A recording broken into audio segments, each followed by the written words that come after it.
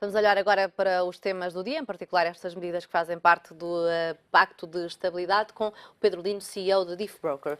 Olá Pedro, boa Olá, noite, Marta, boa bem-vindo à noite. Hora Económico. Começando por esta notícia com que abrimos aqui o Hora Económico, que prevê que os programas de rescisões se mantenham sempre em funcionamento, mas que também admite contratar um funcionário para o Estado por cada um que sair. Qual é que te parece que seja o objetivo destas duas medidas em simultâneo? O objetivo, claramente, será poupar custos na sequência do que tem sido implementado, ou seja, o que o Estado quer fazer é adaptar a administração pública e fiscal às necessidades reais do país. E para isso, eventualmente, existirão serviços que têm funcionários a mais e outros com menos funcionários. E o que esta medida prevê, no fundo, é a substituição, eventualmente, de funcionários que custam mais por outros, eventualmente até com outro nível de qualificações e mais baratos, porque infelizmente os salários no nosso país para licenciados ou recém-licenciados são bastante baixos, e ao mesmo tempo, no fundo, manter o nível de emprego, porque se despedir um e contratar um, bem, em determinados setores eventualmente pode manter, mas eu diria que o essencial é a redução da despesa pública, que é o que tem vindo a ser seguido. Daquilo que se sabe do lado da Segurança Social e do sistema de pensões é que o Governo quer poupar 600 milhões de euros, mas para já só avança com a possibilidade de ser uma hipótese técnica que já até foi chumbada pelo Tribunal Constitucional. Faz sentido correr este risco outra vez? Não, no que respeita a adotar medidas que foram chumbadas, não. E também não faz sentido adotar medidas unilaterais, porque uma reforma no sistema de pensões tem de ser uma reforma consensual, porque o grande problema em Portugal é quando um governo toma posse, altera todas as leis do que o outro governo tinha criado. E isso cria uma grande instabilidade para os agentes económicos, para internos e externos. E uma reforma na Segurança Social que visa a sustentabilidade da Segurança Social. Mais uma vez, eu lembro que no Orçamento de Estado existe um estudo da sustentabilidade da Segurança Social onde se prevê falência do sistema em 2033, ou seja, em 2033 não há sequer dinheiro, teria que ser 100% dotado o pagamento por parte do Orçamento de Estado, ou seja, já não existiriam reservas sequer do Fundo de Estabilização da Segurança Social. Por isso, uma reforma que visa essa sustentabilidade tem que ser uma reforma a longo prazo, consensual. Teoricamente, todos os partidos que estão representados no Parlamento deviam participar nessa reforma, porque é algo que visa a segurança dos portugueses. E, infelizmente, não existe consenso. As pessoas, eu acho que muitas pessoas ainda não perceberam, muitos deputados não perceberam o sério problema que existe na sustentabilidade da dívida, porque não é só, perdão, das pensões, porque não é só a questão de existir uma responsabilidade atual. O problema é que essa responsabilidade vai aumentar fruto do efeito demográfico, porque cada vez temos menos população ativa e não é pela taxa de natalidade começar a aumentar imediatamente. Era justamente isso que eu ia perguntar agora, porque 2033 é daqui a 18 anos. O que efeito é que tem estimular agora a natalidade Pois, para resolver o problema da segurança social? se os portugueses hoje desatassem a ter filhos, eles só iriam começar a trabalhar dentro de 23 anos. A não ser, bem, se tudo corresse bem. 23 anos, estamos em 2038, já o sistema faliu há 5 anos. Por isso, era bom que os partidos se entendessem, porque aqui não é só uma questão, não existe uma medida só que irá resolver o problema. Efetivamente, temos um problema de natalidade, porque temos uma população cada vez mais envelhecida, uma população ativa cada vez menor, que vai trabalhar para mais pessoas que vão receber complementos de reforma ou as suas pensões, e é preciso resolver este problema. Como? Não é só com o crescimento da economia, é criar mais emprego, criar mais riqueza, mais população, mas não é uma medida só. Por isso é que tem de ser uma reforma estrutural, porque também também tem que haver uma reforma no nível dos pagamentos. Por exemplo, eventualmente tem que se chegar a um consenso sobre os tetos a pagar nas pensões. E hoje em dia, quem vai trabalhar sabe que tem que contribuir para um fundo, para um plano de pensões, para um fundo de reforma, que complemente a ajuda do Estado. É assim em grande parte dos países europeus. Na Suíça existe quem faça o terceiro complemento de reforma, porque o Estado tem que garantir, sim, deve garantir um mínimo de subsistência, ou um pouco mais, dependendo das contribuições, mas tem de haver um teto.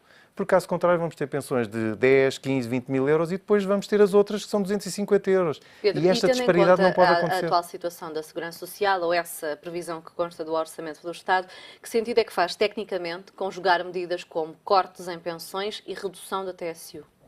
Bem, o corte das pensões tem a ver com o facto de diminuir as responsabilidades futuras a pagar pela Segurança Social. No caso da diminuição da TSU, é uma tentativa de criar emprego, é uma tentativa de estimular os empresários Mas quando digo a corte, contratarem. refiro-me a esta hipótese, que ainda não sabe muito bem o que é que será, para cortar já as pensões e não o plafonamento de que falavas.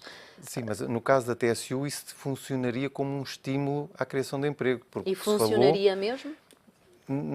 Teria de ser uma redução muito elevada. Caso contrário, eu diria que os empresários, por 0,5% ou 1%, os empresários das pequenas e médias empresas não contratariam. Mas com uma redução muito drástica da TSU, a Segurança Social vai à falência não daqui a 18 anos, mas daqui a... Menos, exatamente. Por isso é que aqui o Governo teria um espaço para investir, teria de canalizar durante 1 ou 2 anos, assumir que iria ter um buraco na Segurança Social, encarar isso como um investimento e pensar, bem, se nós diminuímos, por exemplo, 5 pontos percentuais para as PMEs ou para quem cria X postos de trabalho, então temos aqui um déficit de Y que poderá gerar X postos de trabalho. Isto teria que ser feito parte de uma equação e de um estudo, por isso é que uma medida desta não podia ser avulsa. De que forma é que o Governo poderia garantir na formulação desta medida que as empresas iam contratar mesmo? Primeiro tinham que contratar e só depois teriam a redução da TSU, por exemplo? Por exemplo, ou então por escalonamento, a redução ser feita por escalões, porque o grande perigo é o sistema financeiro, a distribuição, as empresas que já utilizam uma grande parte de mão de obra, utilizarem essa redução da TSU para distribuir aos seus acionistas e para aumentarem os seus lucros. Não é esse o objetivo, por isso é que a medida tem de ser muito bem estudada, por forma que esta redução seja canalizada não para os acionistas, mas sim para a criação real de emprego. Em relação às outras medidas, vemos aqui uma devolução gradual dos cortes salariais. O PS tem vindo a defender que a reposição integral deveria acontecer o mais depressa possível. Assumindo que tinha sido essa a opção do Governo, poderia ter impacto na procura interna? Certamente um aumento do poder de compra dos funcionários públicos terá um impacto positivo na procura interna. O grande problema dos portugueses é que, normalmente, quando existe um aumento da procura interna, ela reflete-se no aumento das importações. E isso traria um problema para as contas externas, o que não é de todo o desejável no momento em que Portugal ainda continua extremamente vulnerável, quer pela conjuntura interna, fruto da incerteza das eleições, quer pela conjuntura externa, nomeadamente a Grécia. Por isso, não é de todo aconselhável que qualquer que seja o governo que devolva imediatamente, porque uma grande parte desse aumento seria para viagens, compras de automóveis, gastos que não seriam feitos no próprio país. Ou seja, tudo seria muito bom se nós vivêssemos numa economia fechada, porque o dinheiro seria gasto internamente, geraria mais postos de trabalho, mais consumo. Não é isso. Nós estamos numa economia globalizada e grande parte da preferência é focada para fora. E existe outra medida também interessante, que é a devolução ou a redução de 20% da contribuição extraordinária social, se não estou eu, que era 3,5%, passará para 2,8%. Eu acho que, dadas as fragilidades que Portugal ainda tem, apesar de estar a ter mais acesso ao mercado, é preferível irmos com cautela do que prometer-se já tudo e depois estarmos numa situação igual à da Grécia, porque a confiança é muito fácil destruir a confiança com os investidores e que até os próprios agentes económicos têm em Portugal. Por isso, eu concordo com esta estratégia no sentido em que dar confiança a Portugal foi uma tarefa muito difícil. Deitarmos tudo a perder só porque queremos devolver. Bem, eu acho que se o Governo soubesse que podia devolver mais depressa, qual era o Governo que não faria? Até para ganhar votos. Por isso, mas eu continuo a achar, é preferível uma estratégia mais cautelosa, mas que nos assegure e que nos proteja que o que aconteceu em Portugal, que foi termos que recorrer à Troika, não voltará a acontecer tão depressa. Uma das medidas que foi muito criticada pela oposição no debate quinzenal foi a redução para metade da taxa sobre o setor energético. Esta medida pode beneficiar os consumidores? As empresas vão refletir numa redução dos preços da energia ou não é provável que isso aconteça? Em princípio não é provável que aconteça, mas também a total eliminação da taxa sobre o setor energético ocorrerá em 2018. Em 2018 ela desaparece. E estamos a falar que os funcionários públicos e todas, quer através da reposição dos cortes salariais, quer através da diminuição da taxa, da sobretaxa, eles vão ter uma reposição à ordem de 20% ao ano. Ora, esta taxa sobre o setor energético vai perdurar até 2017, só em 2018 é que ela vai existir. Ou seja, em termos médios, Está a ser exigido mais às empresas do que aos funcionários continua-se a públicos. exigir demais, se calhar, o setor energético, podemos falar das rendas excessivas do setor energético. Bem, mas uma coisa não implica a outra. Se realmente são detectadas rendas excessivas, então negociem-se essas rendas. Mas não é justo estar a criar taxas e sobretaxas que supostamente são excepcionais. Ora, se os funcionários públicos veem e os demais portugueses veem os seus rendimentos aumentarem a um ritmo, ou serem repostos a um ritmo de 20% ao ano, pelo menos o que foi tirado, então é justo também que as empresas que estão a pagar uma contribuição extraordinária beneficiem algures. Por isso, isto é daquela política um pouco barata, que é, dizendo, bem, então se a empresa vai pagar uma taxa até 2017, os funcionários públicos começam a ter um alívio mais cedo, bem, qual é o problema da taxa desaparecer em 2018? A mesma história quanto à contribuição extraordinária do setor bancário. Ainda não se falou sobre isso, mas eu diria que chega a um ponto também, estes contributos que foram extraordinários, o sacrifício que foi exigido a todos tem que ser retirado também a todos proporcionalmente, às grandes e às pequenas empresas. Se depois se achar que um determinado setor tem rendimentos excessivos, bem, aí tem de se atacar eventualmente de outra forma. Mas existe uma outra medida que eu acho que é bastante positiva, a diminuição da taxa do IRC para 17%. O objetivo, eu acho, tem sido bastante bem conseguido. A reforma do IRC que teve lugar em dezembro de 2013, que houve acordo, está a permitir que este ano se criem bastantes empresas, que Portugal esteja a inflexionar, a inverter a tendência que tinha de falências, de destruição de pós-trabalho. Não, os empresários e as pessoas que querem desenvolver novos negócios veem um incentivo e uma taxa futura de 17% é efetivamente muito incentivador. Agora, também existem outras áreas que o Governo tem que fazer um pouco de trabalho, nomeadamente na burocracia e na justiça, e sim, deveria ser acelerado. Pedro, olhando para o relatório da Comissão de Inquérito ao BES e ao GES, parece que conclui que há aqui um culpado, que foi Ricardo Salgado, que derrubou um império? Eu acho que não é só um culpado. Existem vários culpados, nomeadamente a administração e a família toda, porque ontem o relator até mencionou que se a família não sabia, então deu a entender que era incompetente. Mas até pelas gravações que foram tornadas públicas pelo canal concorrente, dá a impressão, entende-se que grande parte da administração e da cúpula da família sabia. Por isso a culpa, eu acho que não vai morrer solteira. Eventualmente poderá haver uns mais culpados do que outros, mas ali o que se percebe é que houve uma ocultação, aparentemente, que já vinha desde há mais de 10 anos e foi protelada no tempo propositadamente, foi escondida de supervisores. Aliás, eu creio que o facto do Banco Espírito Santo não ter pedido a ajuda e a recapitalização pública em 2012, e quando realizou um aumento de capital, quando todos os outros bancos não conseguiam, foi mesmo uma tentativa de proteger a entrada de agentes externos, porque iriam requerer que os seus maiores acionistas fossem auditados. E, nesse caso, a ESI, em 2012, teria sido descoberta. Mas como é que, na altura, a Troika ou o regulador não questionou porque é que havia um banco que não precisava de ajuda do Estado? Eu acho que a questão não é essa. A questão não é porque seria natural. Outros bancos não precisaram na altura, outros bancos mais pequenos não precisaram, que não estavam cotados em bolsa, não precisaram da capitalização do Estado. Aqui o problema é tentar perceber como é que existe dentro de uma Europa, como é que é possível existirem conglomerados financeiros cujos acionistas controladores não são sujeitos a auditorias. Não é um problema só português. Aliás, este relatório devia ter ido um pouco mais além no que respeita à Europa e ao sistema fiscal que existe, ao facto de o Luxemburgo podia ser encarado como um paraíso, porque como é que é possível ter uma empresa no Luxemburgo que não é auditada e é dona indireta, ou controla praticamente um banco? Não é possível, isto não deveria ser possível.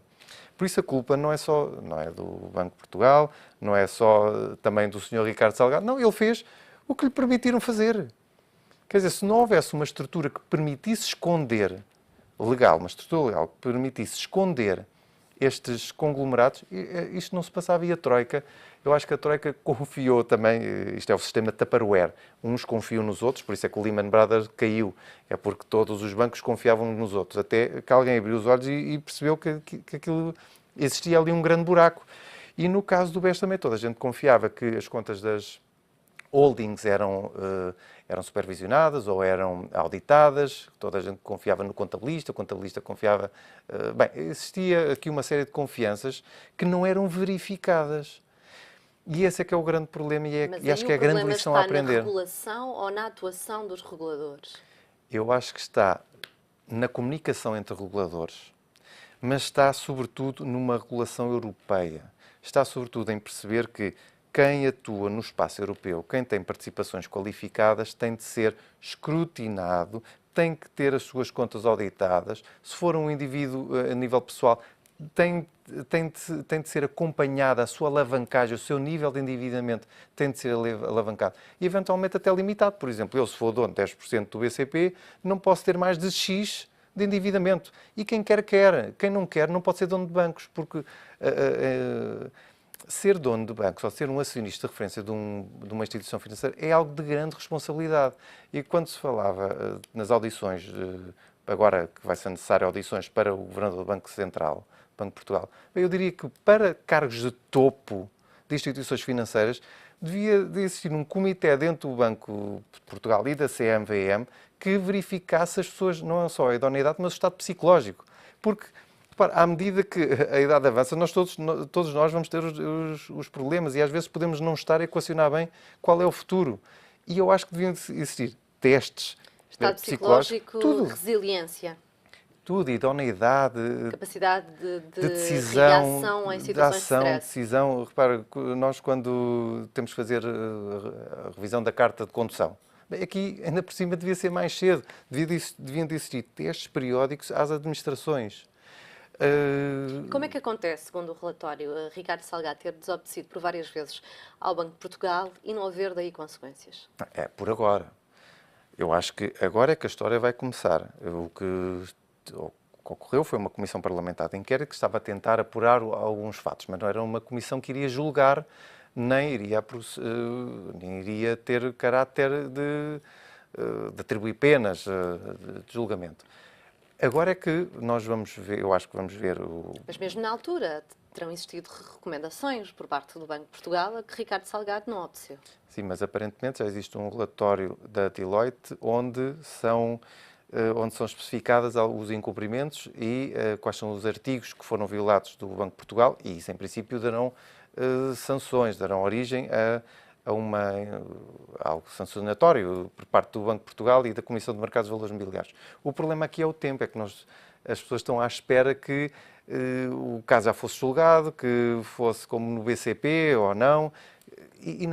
Repara, eu quando estava a ver os tópicos do relatório da Comissão Parlamentar, estava a ver se o Grupo Espírito Santo era constituído por 300 empresas em 50 países. Marta, não é possível existir uma conclusão fidedigna, nem se poder julgar alguém ou atribuir culpados enquanto não se perceber o filme todo. E o filme todo de 300 empresas em 50 países não é no mês, nem 2, nem 3. Infelizmente, os portugueses e nós temos de perceber que as coisas demoram muito mais, porque são várias jurisdições, algumas cooperantes, outras não cooperantes, e isto é um processo que ainda se vai arrastar. Pedro, para terminar, Grécia, é mais do mesmo? Mais do mesmo. O prazo foi alargado de dia 24 de abril para uma decisão do Eurogrupo sobre a Grécia para dia 11 de maio, saiu há umas 3 ou 4 horas atrás, porque efetivamente a Grécia parece não apresentar as saídas credíveis. E o que eu diria é que o tiro está a sair pela culatra ao Syriza, que é, ele gostava que a Europa o forçasse a sair do euro. A Europa até está a ser compreensiva demais e está a encostá-los à parede, de forma a terem que tomar uma decisão, que é implementarem medidas de austeridade. Aliás, para quem não iria negociar com a Troika, amanhã, no sábado, vai existir uma reunião preliminar com o Grupo de Bruxelas, leia-se depois Troika, Banco Central Europeu, FMI e a Comissão Europeia. Por isso, o que eu acho que está a existir é mais outra vez um compasso de espera. O Syriza está a tentar ganhar tempo para ver se a Europa tomava uma posição mais firme. Infelizmente, vai ter que ser o Syriza e o Sr. Alex Tsipras a decidir, ou implementa medidas, ou então não vai haver dinheiro. Já agora só uma última nota, é que está aqui em causa libertar a última tranche, 7,2 mil milhões de euros à Grécia. Bem, mas os reembolsos que a Grécia tem que fazer entre junho e julho são de 8,4 mil milhões. Ou seja, neste momento, mesmo com a tranche, já não resolve o problema. Ou seja, se a tranche tivesse sido libertada em janeiro ou logo em fevereiro, eventualmente podia-se ter criado uma dinâmica interna na Grécia que pudesse evitar a fuga de capitais, que pudesse começar a reativar a economia em termos de investimento e consumo interno. Neste momento, os 7 mil milhões e a negociação que estão a ter não serve rigorosamente para nada, senão até o final de julho. Pedro, obrigada pela análise na área económica. Até para a semana.